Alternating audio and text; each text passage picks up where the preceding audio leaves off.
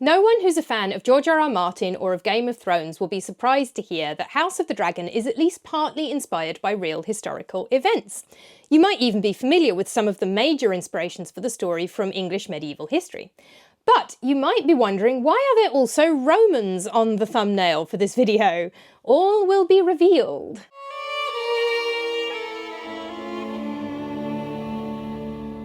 George R.R. Martin has read a heck of a lot of history books, and he draws from all sorts of histories from different times and places when he's writing his stories.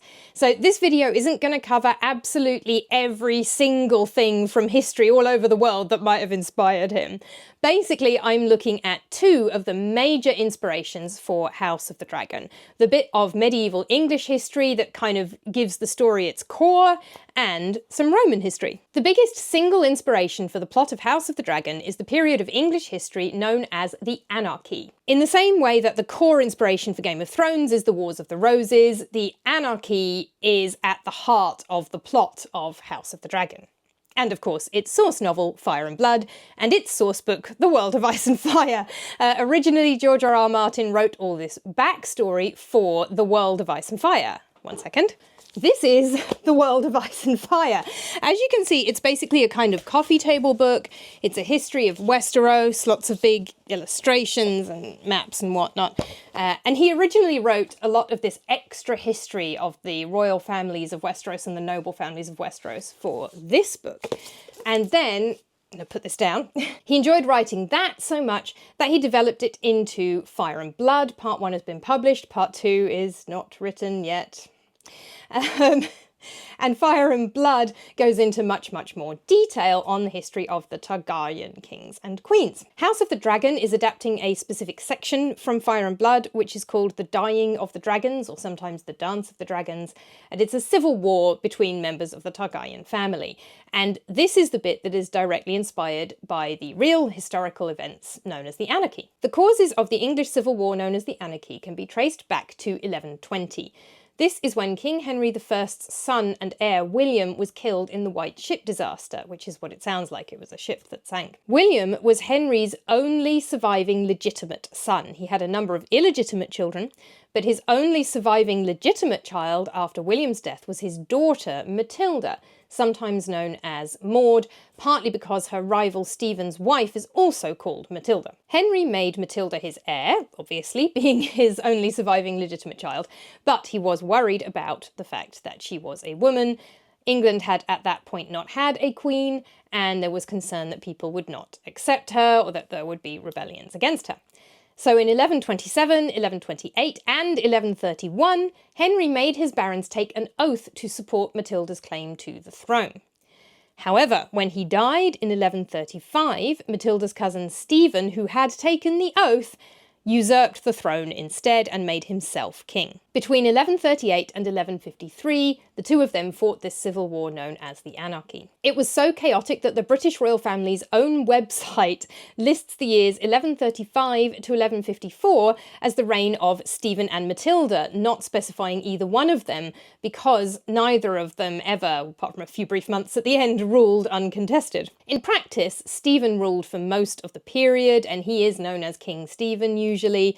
Matilda was in power as Lady of the English from roughly February to December of 1141. The war was eventually resolved when Stephen named Matilda's son Henry as his heir, following the death of his eldest son Eustace in 1153. This passed over his second son William, and his third son Gervase was an abbot and therefore out of the running. Stephen then promptly died in 1154, and Matilda's son Henry became King Henry II, putting a final end to the conflict. This war was notorious for the misery it brought to everybody all over the country, not just the people actually fighting it.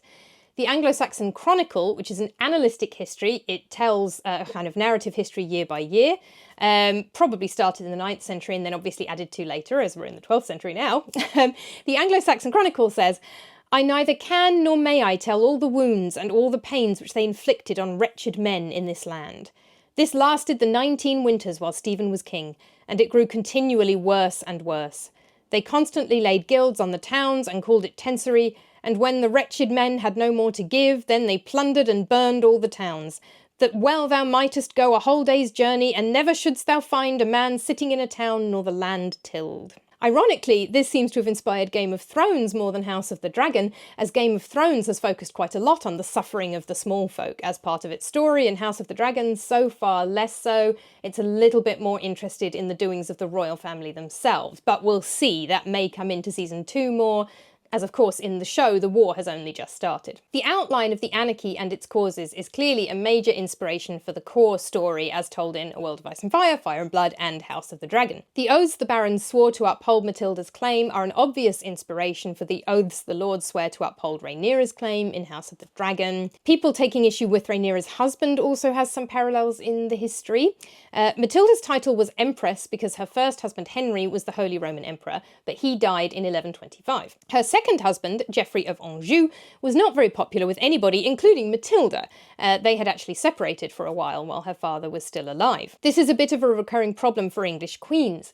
Because people were concerned that a woman would ultimately do what her husband told her and the man would ultimately be in charge, there was an enormous amount of concern around the husband of any potential queen, and it's one of the main reasons for people being worried about a woman being queen. In Matilda's case, they didn't like Geoffrey. Mary I was married to Philip II of Spain, which was very unpopular. Mary II co-ruled with William of Orange, which led to all sorts of complications that there isn't time to go into now, and was again not very popular with everybody. And that's partly why Parliament would not allow Queen Victoria's husband Albert to have the title of king.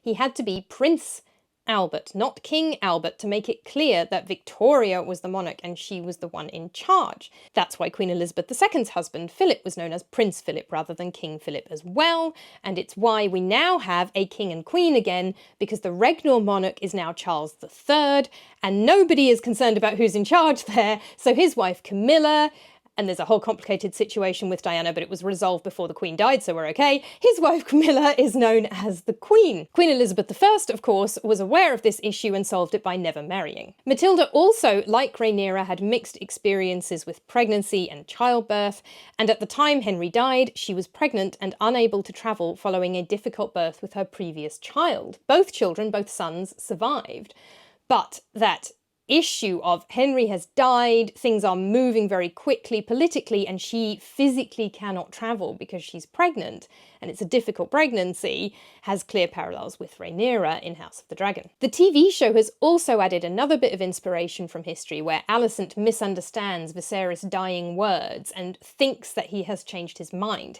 There was a dubious claim made that Henry I had changed his mind on his deathbed and released the barons from their oath to Matilda. This claim was made by a supporter of Stephen, so, you know, who knows what really happened, but that was certainly a story that was put about, so that seems to be inspiration for Alicent's misunderstanding in the show. But going back to Rhaenyra, her personality is also somewhat inspired by Matilda, and at this point, non-book readers, I'm going to have to ask you to skip to the next chapter because I am about to mention some spoilers relating to events from the books that will be coming up in season 2 or 3. So here is your last warning, non-book readers. Spoiler alert, skip to the next chapter in the video.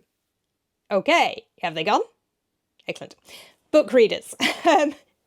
When Matilda was briefly in power, she went to London to arrange her coronation.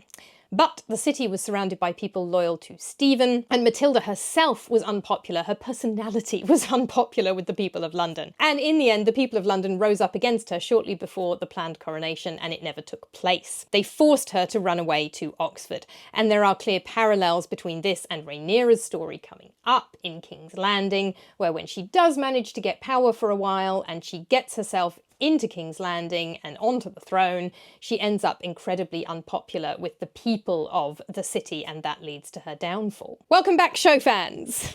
So, there are a lot of parallels with the Anarchy, but House of the Dragon is a fantasy, not an historical drama, and it takes inspiration from all sorts of places. From other histories, myths, legends, and of course some of it is from George R.R. Martin's own imagination. The other major inspiration I want to talk about is one that might be less obvious thanks to the pseudo-medieval setting of the story. But George R.R. Martin has also taken quite a bit of inspiration from Roman history. The Wall is the most obvious bit of Roman history in the world of A Song of Ice and Fire and Fire and Blood.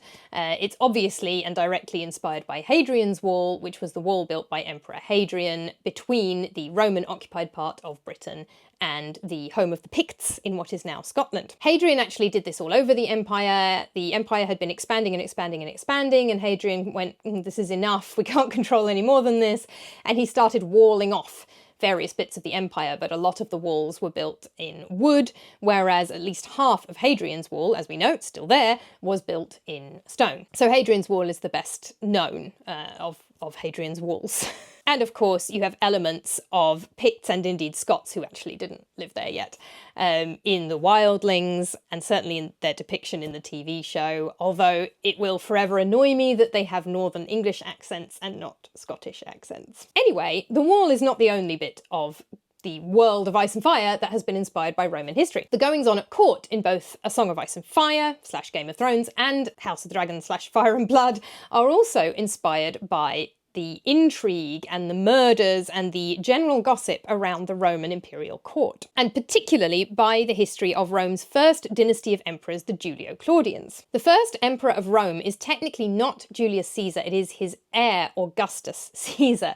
Julius Caesar was a dictator, which was a position that existed in the Roman Republic. It was meant to be for emergencies and it was meant to be temporary. Caesar had himself named dictator for life in February 44 BCE and was then murdered a month later on the Ides of March, the 15th of March, 44 BCE. Because nobody liked the idea of a dictator for life, it wasn't supposed to be for life. Another 13 or 14 years of civil war followed. We do not have time for the details now, but the victor who eventually emerged was his adopted son, posthumously in his will, which was a bit dodgy, and his biological great-nephew, Augustus Caesar. Not yet known as Augustus. His name at that time was Octavianus Caesar. His original name was Gaius Octavius. He was the one who, a little bit later, started styling himself as Imperator, another title that had existed in the Republic, but Augustus made it what we know as Emperor now. So the first Roman emperor is Augustus Caesar, and he, having won those civil wars, managed to reign for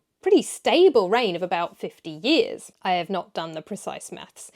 He reigned from wherever you want to take the start, let's go with the suicide of Mark Antony in 30 BCE up until his own death in 14 CE, so that is, 44 years. His successor was Tiberius, who was Augustus's stepson, son-in-law, and adopted son. And you can see where some of the inspiration's coming in there. Tiberius was then succeeded by his adopted son and biological great-nephew, Caligula, and Caligula was succeeded by his uncle Claudius. Claudius was succeeded by his adopted son, stepson, and great-nephew, Nero. Nero was eventually assassinated, and that was the end of the Julio-Claudian dynasty. Now, George R.R. Martin reads a lot of history, and I am sure he has read history books about the real Julio-Claudians. He also reads historical novels and watches a lot of historical fiction on TV. And there is one retelling of the history of the Julio-Claudians that is especially important if we're looking at its influence, their influence, on the world of Ice and Fire. That is a novel that was adapted into a television series for the BBC called I, Claudius. I, Claudius is a 1934 novel by Robert Graves in which the aged Emperor Claudius writes his autobiography. It covers the reigns of those first four Julio-Claudian emperors, Augustus, Tiberius, Caligula, and Claudius. It was adapted into a TV series for the BBC in 1976, also called I, Claudius, and starring Derek Jacobi, who also, by the way, starred as Brother Cadfael in a TV series based on Ellis Peters' novels, which are set during the Anarchy, so there's a weird connection for you. A little while back, I wrote an article for Den of Geek about the influence of I, Claudius, both novel and show, but especially the TV show, on House of the Dragon and Game of Thrones. And when I was researching it, I was very smug to discover that George R.R. Martin has actually written an entire blog post about I, Claudius, and he calls it one of the greatest television series ever made. And I have to say, I agree. I love it. I, Claudius is one of my all-time favourite TV shows. It is fantastic. I could rewatch it over and over again. It's a hard sell these days because it was made in the 1970s on a minuscule BBC TV budget. So The sets are very limited, everything takes place in small rooms, people talking. Anytime there's any action, like a battle or something, somebody has to come in, usually a messenger covered in mud turns up and says, "Oh no, there's been a battle, people have died," but you never get to actually see any of it. Even when they go to the gladiatorial games in the amphitheatre, you never see any actual gladiators. The camera is just on the imperial box and there's just this kind of tinned sound effect of crowd. All you see is this tiny little imperial box with the main characters in it. The actors are also mostly Shakespearean actors. It includes Patrick Stewart, who plays the character of Sejanus in a interesting curly-haired wig. Sejanus is not a nice guy, so if you'd like to see Patrick Stewart play a character who's pretty different from his best-known roles, then again, I definitely recommend I, Claudius. Everybody is a Shakespearean-trained actor, and they're all projecting as if they're on a stage. The acting is brilliant. They're brilliant, brilliant actors. As well as Derek Jacobi and Patrick Stewart, you've got Brian Blessed, and Brian Blessed's most impressive scene, by the way, he is completely silent. If anyone ever tells you all Brian Blessed can do is shout, it's not true. He does some absolutely amazing acting with nothing but his eyes in one scene in I, Claudius. It is brilliant. Sian Phillips as Livia, who recently turned up in Doctor Who in 73 Yards. She's great. George Baker as Tiberius, who is the direct inspiration for Stannis Baratheon. George R. R. Martin has said that a few times. John Hurt as Caligula is mesmerising. The entire cast is absolutely fantastic. It is a brilliant show. But the style of acting is definitely of its time. It is of the 1970s. It's a particular style that can look strange when you're more used to more modern styles. The cinematography is... Actually, I was going to say it's point a camera at people in rooms, and that's not true. There is some very thoughtful cinematography in it. It's limited by budget and set. But don't let those things put you off. Honestly, it's so good. It's so good. And if you don't believe me, believe George R. R. Martin, who says so as well. Both Robert Graves' novel and the TV show are mostly based in real history, or at least real rumours. So the three main historians for this period are Suetonius, Tacitus and Cassius Dio. Suetonius and Tacitus were writing around the end of the 1st century CE, beginning of the 2nd, so a few decades after the events they're describing. Not bad in ancient history terms. But Tacitus is opinionated and Suetonius is a big old gossip, especially as time went on. Suetonius was Emperor Hadrian's librarian and he had access to the imperial library, so his sections on Augustus are really quite good. But he then upset the emperor's wife and got fired. So as time goes on, he gets more and more gossipy and less based in any actual sources as his biographies get more and more lurid. And also the emperors he's writing about get more and more extreme in their own behaviour as well. Caligula, Nero, then Domitian. And the sections of Tacitus that were about the reign of Caligula, Tacitus's Annals, which is another annalistic year-by-year history, the sections on Caligula are missing. So all we have is Suetonius' gossip, and then Cassius Dio, who is writing much, much later at the beginning of the 3rd century CE, and is very much reliant on the first two. Nearly everything in both the novel and the show of I, Claudius has its roots in real rumour, if not real history. There's bits of exaggeration. So, for example, Suetonius says in his biography of Caligula that there was a rumour that Caligula was thinking about making his favourite horse Incitatus a consul, but he never says he actually did it. Whereas in I, Claudius, as in every other dramatisation of Caligula's reign, he's become a senator rather than a consul, but he has actually made Incitatus a senator. The Senate is about 300 people who are part of the government of Rome, and the emperors pretended they still had some power at this point. The consuls are the two people who are supposedly running Rome, but obviously by the time you have emperors, sometimes the emperor is one of the consuls, other times there are two other consuls, but actually the emperor is the one in charge by now. George R. R. Martin, of course, knows the real history, and he knows I, Claudius very well, and both have clearly inspired him in writing both A Song of Ice and Fire and Fire and Blood. One of the things that's probably at least partly inspired by I, Claudius is all the incest. So it's important to remember that the Romans did not think incest was okay, quite the opposite. They were anti-incest. It was in Egypt that brothers and sisters among the ruling family were regularly married to each other. That is because the rulers of Egypt, the pharaohs, were considered living gods, and the rules are different for gods. And they also, of course, wanted to kind of keep it in the family. By this point, the ruling family of Egypt, the Ptolemies, are Greek. They're originally descendants of one of Alexander the Great's generals who took over after Alexander's death. But they did very much want to keep power within their family, as well as having this excuse of being living gods. So that's where brothers and sisters are marrying each other, and that's a parallel with the Targaryens when they're out in Essos doing that. In Rome, that's not okay. Very much not.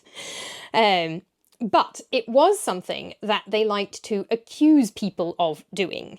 Roman historians like Suetonius will accuse people they don't like of incest. And others as well. Cicero, the Republican Roman politician, accused his enemy Claudius of incest in a roundabout way. So both Caligula and Claudius' successor Nero were accused of incest, in Caligula's case with his sisters and in Nero's with his mother. The Romans did also genuinely marry step-siblings and first cousins to each other, and Claudius himself also married his own niece. He had to get special permission from the Senate to do that, but they did allow it. So the marriage of uncle and niece has its parallel in the history of the Julio-Claudians, as well as this incredibly complicated family tree where everyone's married to everyone else. Particularly the step-siblings marrying each other gets really confusing. Claudius's niece and fourth wife ended up poisoning him to death with a mushroom, so it didn't work out very well for him. And of course that's also where the character from Fire and Blood, who unfortunately has been left out of the TV series, but Mushroom the court jester, gets his name from the death of the Emperor Claudius, poisoned by his own wife using a mushroom. Claudius himself is clearly a big inspiration for George R.R. Martin, and especially the way he is represented in I, Claudius. As he is the narrator and the protagonist, he has to be reasonably sympathetic. So any of his less good or admirable qualities will be skimmed over, naturally enough, and he is played up as somebody of great intelligence who's been overlooked because of his physical disabilities, and that probably is true to the history. While family members are dropping dead from exile and murder and poison and all sorts of things all around him, Claudius succeeds his nephew, Caligula, because he has been overlooked because of his physical disabilities, although his brain was perfectly fine. But Claudius had a limp and a stammer and a twitch, and because of that, nobody really thought about him as a contender for power, and that's how he survived. And that's very much played up in I, Claudius. Lots of George R.R. Martin characters have a bit of Claudius in them. He really likes this idea. Tyrion Lannister would be the most obvious and the most notable, but there's also bits of Claudius in Mushroom the Jester, who's named after his method of death, and in Larys Strong in House of the Dragon, in the source novel Fire and Blood, but maybe even especially in the TV version, House of the Dragon, Larys Strong. He's a lot more sinister than Claudius in I, Claudius, but that idea that he is overlooked due to a physical disability really comes through quite strongly. And of course there's all the murder. The medieval English civil wars that inspire the story obviously have a lot of blood and death in them, but the backstairs intrigue and the poisoning and the sneakiness and the murder of your own family members, that really owes more to Roman history, and especially to the Julio-Claudians and their messed up family tree. For example, Tacitus implies that Augustus' wife Livia murdered all of Augustus' other heirs so that her son Tiberius, who was Augustus' stepson and son-in-law and adopted son, could succeed and become emperor after Augustus. Something that was very much not guaranteed anyway, because Augustus was the first emperor, so they could have tried to bring back the Republic when he died. So Tacitus implies that all of the other potential heirs, so Augustus' nephew, who was married to Augustus' daughter before Tiberius, and then her children by another husband who also died. It's very complicated.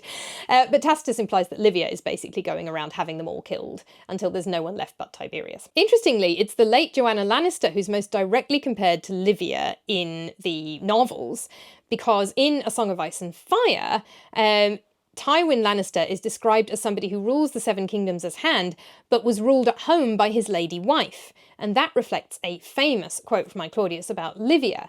Augustus ruled the world, but Livia ruled Augustus. Joanna Lannister is never seen alive, and there's not much implication that she's been going around murdering people in the books. But that line does always make me wonder what actually was going on with Joanna Lannister. Maybe need to do some theorising about what George R.R. Martin might have in mind for the later books on that one. Livia is also a clear influence on Alicent Hightower. In ancient Greece and Rome, the trope of the wicked stepmother was very popular because of this fear that a new wife with her own biological children will favour her younger children over any surviving children from any previous wives. Divorce in this period in Rome was pretty common, and of course, sadly, many women died in childbirth. So having older children from a previous marriage and then a new younger wife having her own younger children was a very common situation. And that's where the idea of the wicked stepmother comes from. It's this fear of the stepmother wanting to harm and in extreme cases kill the older children so that her younger children will inherit. And Livia is the embodiment of this trope.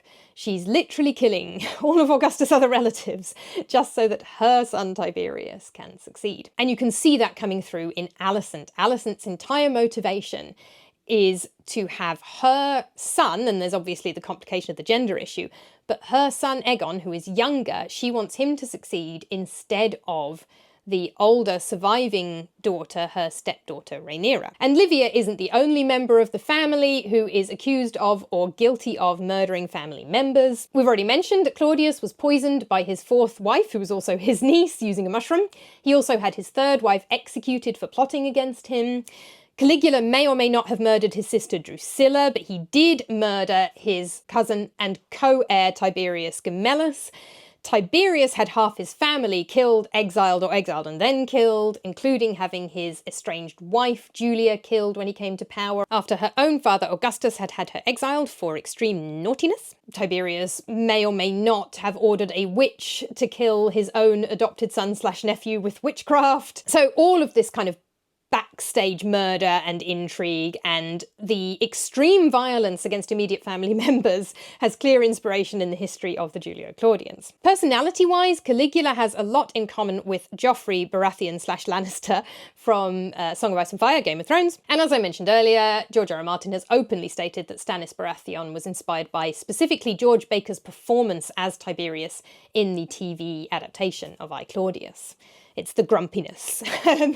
The grumpiness and the I don't care if they hate me as long as they obey me, and that general attitude. And there's a little bit of Caligula in Aegon II as well, I think. The influence of I, Claudius on House of the Dragon might wane slightly going into season 2, and we might see the medieval history coming to the fore a bit more. That's because in season 2 the war is actually going to start. I mentioned earlier, I, Claudius is all people talking in rooms. It is the intrigue of the imperial court and the relationships of the immediate family members and their immediate friends. That was at the core of season 1 of House of the Dragon. Going into season 2, we will be looking at a full-blown war. So I suspect the influence of the Anarchy and other periods of medieval history will start to come in a bit more. Season 1 of House of the Dragon, of course, did have more spectacle than I, Claudius. It didn't have people running in and giving a message whenever anything happened. But I suspect that the court intrigue and backstairs drama will be a bit less in season 2. Which for me personally is a shame, because I love I, Claudius. I think that fantastic final dinner scene with Viserys in House of the Dragon really had the feel of some of the best scenes of I, Claudius. I, Claudius is full of dinner scenes, everybody reclining on Roman lounges and having these elaborate big family dinners. One of the very first scenes is one of these, which introduces everybody, and you see all the tensions between the different characters and how those are going to play out. There's also a fantastic scene where Livia is dying and she calls Claudius to dinner, and he gets drunk and manages to get her to confess to all the murders from all over the years to him, which is a brilliant scene. Personally, I hope we still get nods to Clavdivs, as it's affectionately known, I Clavdivs, because of the title design on the BBC show. Romans didn't have separate letter V and letter U. It was just one letter. So the BBC title design spelled Claudius the way it would look in Roman lettering, which looks like Clavdivs in English, so that's its affectionate nickname. So I'm hoping there's going to be more nods to Clavdivs going forward. I don't think it's a coincidence that my favourite season of any season of this franchise, including all of Game of Thrones and House of the Dragon, is season 1 of House of the Dragon, because it just really has that feel of I, Claudius, of this very, very personal conflict and intrigue between these people who have a lot of money and a lot of power, but that power is driving them apart. But whether there's many more nods to Claudius or not, I am really excited for House of the Dragon Season 2. I can't wait to get stuck in and watch it. At time of recording, it isn't out yet, but it will be by the time this video releases, so I hope it's good. Hope you're enjoying it so far. If you enjoyed this video, please do give it a like and subscribe to my channel for myth, legend, folklore, ghost stories, witchcraft, and weird and wonderful history in general. And until next time, bye! You a good girl. You good girl.